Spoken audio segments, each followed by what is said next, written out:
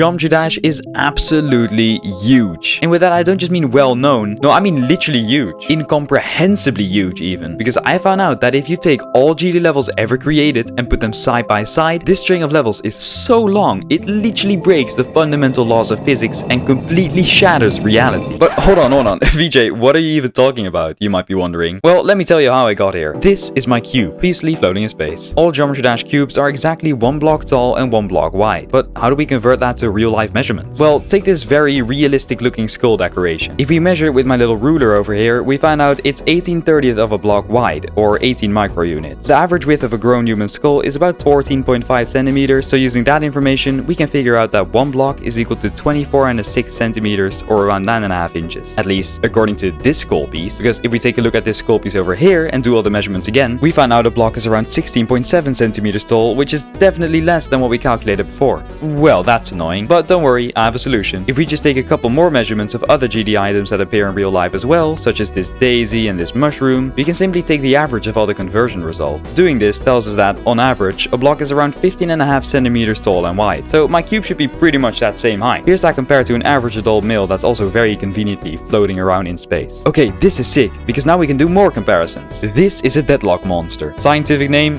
Large Beast Hazard. He's about 31 centimeters tall and 37 centimeters wide. Then there's this menacing skull thing from Press Start, who appears to be only 1 meter and 55 centimeters tall, so still shorter than the average adult male. And here's the tallest Clubstep monster found in Clubstep, which is around 2 meters and 80 centimeters tall. Now that's already quite big, but we can go even bigger. The Clanker from Ultraviolence. He is absolutely massive. Or is he? Well, as it turns out, he's actually only 3.5 meters tall. Crazy, right? Although, to his credit, he is 7 meters wide as well. Well, what about the eye from I Spy My Little Eye? Yeah, no, he's only 1 meter and 32 centimeters tall. The eye that follows you down the stairs later in the level is quite a lot bigger though.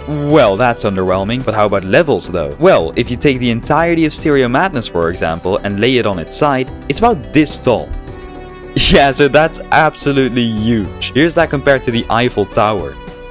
But as you might know, some very talented creators decided to take the effort to make levels that are so long they take up to several hours to complete, such as Eon.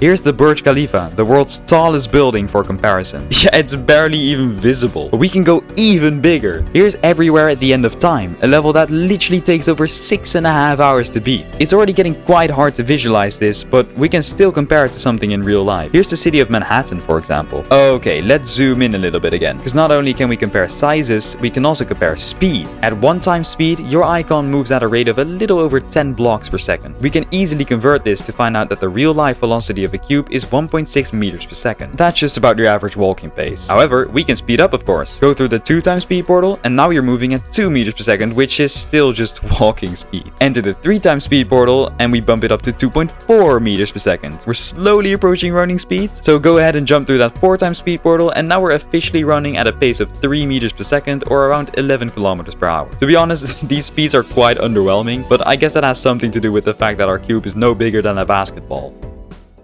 Alright, well, that seems to be just about everything we can calculate knowing the size of a cube, right? I mean, if we wanted to estimate the size of the entirety of Geometry Dash, we'd have to check thousands of levels for their exact horizontal length so we can get a rough average level size, but that would be way too time consuming.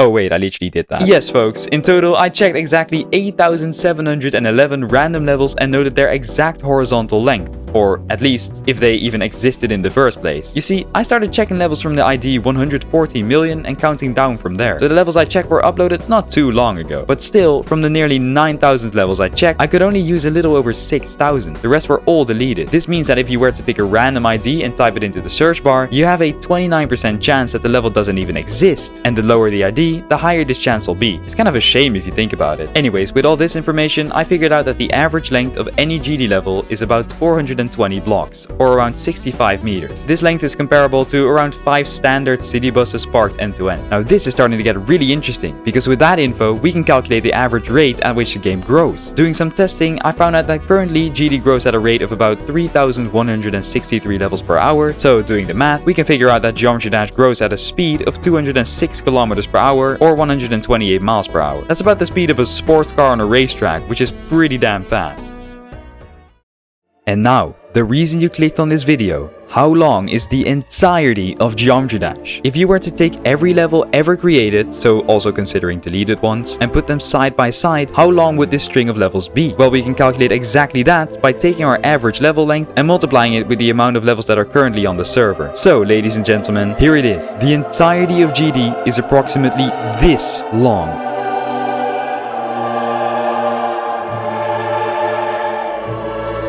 That is an insane length. It's actually so long that we can't compare it to anything on our own planet, since this string of levels wraps around the Earth 234 times. It's also more than 24 one-way trips to the moon, and it would take light a little over 31 seconds to cover all of it. Say you're driving in a car at a speed of 100 kilometers per hour. Without stopping, it would take you 3.9 thousand days or nearly 11 years to drive this distance. You'll never actually be able to cover the entire game though, since, as I mentioned earlier, GD grows at a speed 2 times faster than your car.